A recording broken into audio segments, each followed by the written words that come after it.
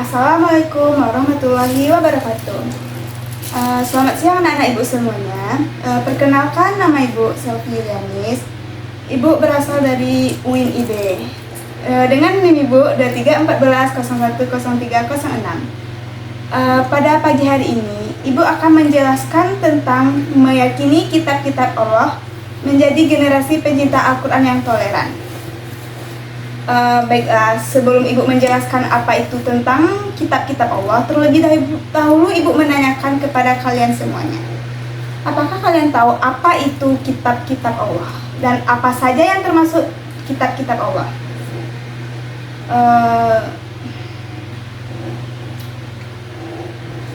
Baiklah anak-anak ibu semuanya, sekarang ibu akan menjelaskan yang pertama, itu pengertian iman kepada kitab Allah. Iman kepada kitab Allah termasuk rukun iman yang ketiga. Iman secara bahasa berarti pengakuan yang melahirkan sikap menerima dan tunduk. Sedangkan secara istilah, iman berarti membenarkan dengan hati, mengikrarkan dengan lisan, dan membuktikan dengan perbuatan. Seseorang dikatakan beriman apabila hatinya menerima dan meyakini keberadaan Allah Subhanahu wa Ta'ala, menyingkatkannya dengan membaca 2 kalimat syahadat dan mengamalkannya dalam kehidupan sehari-hari. Adapun yang dimaksud dengan iman kepada kitab Allah Subhanahu wa Ta'ala adalah membenarkan bahwa Allah Subhanahu wa Ta'ala mempunyai kitab-kitab yang diturunkan kepada para rasulnya. Kitab-kitab ini merupakan kalam Allah Subhanahu wa Ta'ala yang berfungsi sebagai cahaya dan petunjuk bagi manusia.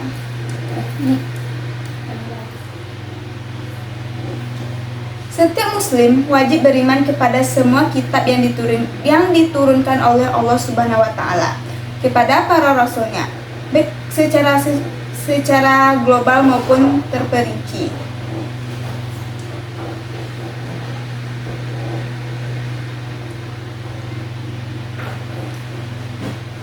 Iman kepada kitab terdahulu bukan berarti meyakini semua isi kandungan yang terdapat di dalamnya. Akan tetapi, yang dimaksud dengan beriman kepada kitab terdahulu adalah hanya meyakini isi kandungan yang sesuai dengan Al-Quran saja. Meskipun demikian, kandungan yang tidak sesuai dengan Al-Quran tidak berarti salah.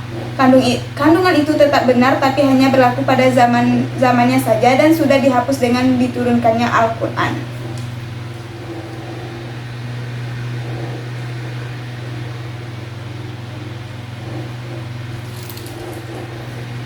Jadi dapat kita simpulkan, yaitu pengertian iman kepada kitab Allah adalah meyakini dengan sepenuh hati bahwa Allah telah menurunkan kitab-kitabnya kepada para nabi dan rasul sebagai pedoman hidup bagi umat manusia. Adapun dalil tentang iman kepada kitab yaitu terdapat dalam Quran surat An-Nisa ayat 136 yang artinya yaitu, wahai orang-orang yang beriman, tetaplah beriman kepada Allah dan Rasul-Nya, dan kepada kitab yang diturunkan kepada Rasul-Nya, serta kitab-kitab yang diturunkan sebelumnya. Adapun fungsi dan tujuan kitab Allah, yang pertama itu sebagai pedoman hidup umat manusia. Yang kedua, memberi petunjuk untuk mencapai kebahagiaan dunia dan akhirat. Yang ketiga, menjelaskan perintah dan larangan Allah. Dan yang keempat, menjadi dasar hukum dan taat nilai kehidupan. Dan yang kelima itu menyempurnakan dan memperbaiki ajaran sebelumnya. Adapun nama-nama kitab Allah yang pertama yaitu kitab Taurat. Kitab Taurat adalah kitab yang diturunkan oleh Allah Subhanahu wa Ta'ala kepada Nabi Musa. Allah Subhanahu wa Ta'ala berfirman di dalam Quran surah Al-Maidah ayat 44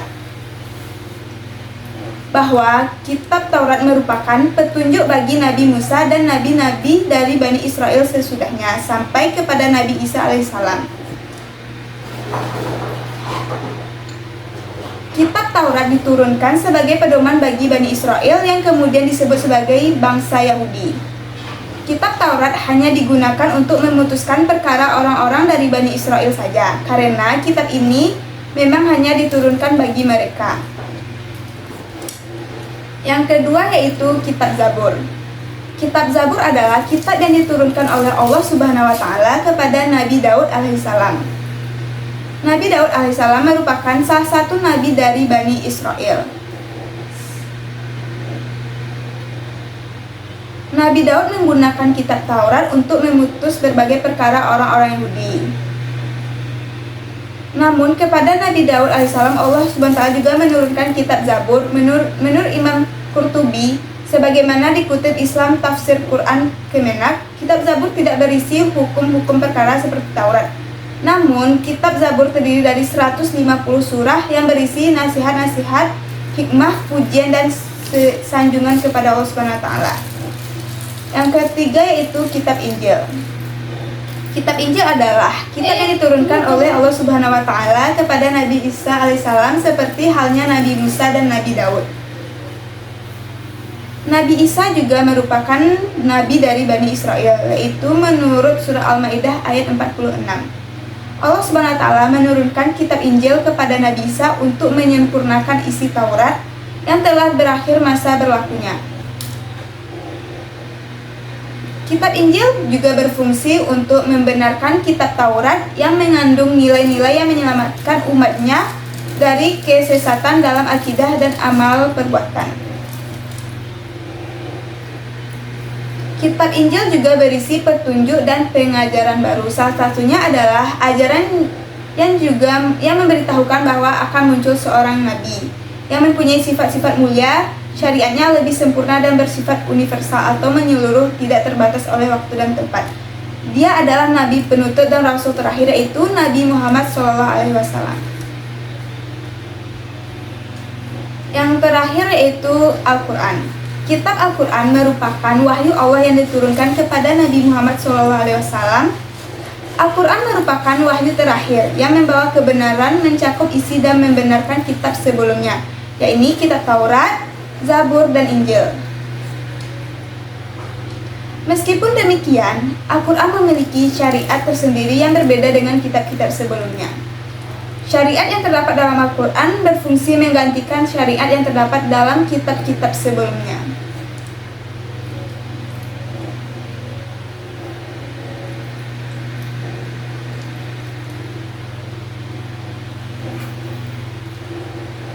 Jadi, Al-Quran itu merupakan kitab yang terakhir diturunkan oleh Allah Subhanahu wa taala kepada Nabi Muhammad SAW, yaitu kitab terakhir dan penyempurna, berlaku untuk seluruh umat manusia. Isinya mencakup seluruh aspek kehidupan, akidah, ibadah, akhlak, sosial, dan ekonomi, dan terpeliharanya keasliannya oleh Allah Subhanahu wa taala.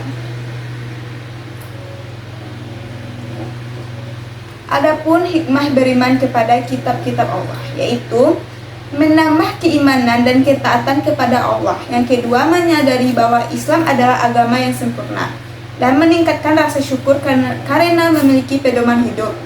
Dan yang terakhir yaitu menghormati umat lain dan kitab suci mereka.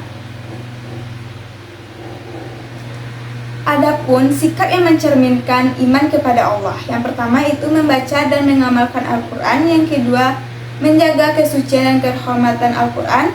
Dan selanjutnya itu belajar memahami tafsir dan maknanya. Dan selanjutnya itu mengajarkan isi Al-Quran kepada orang lain. Adapun contoh perilaku dalam kehidupannya sehari-hari. Yang pertama itu rajin membaca Al-Quran setiap hari, menjauhi larangan yang disebut dalam Al-Quran, menolong sesama seperti diajarkan dalam kitab-kitab Allah, dan bersikap adil dan jujur karena sesuai ajaran kitab.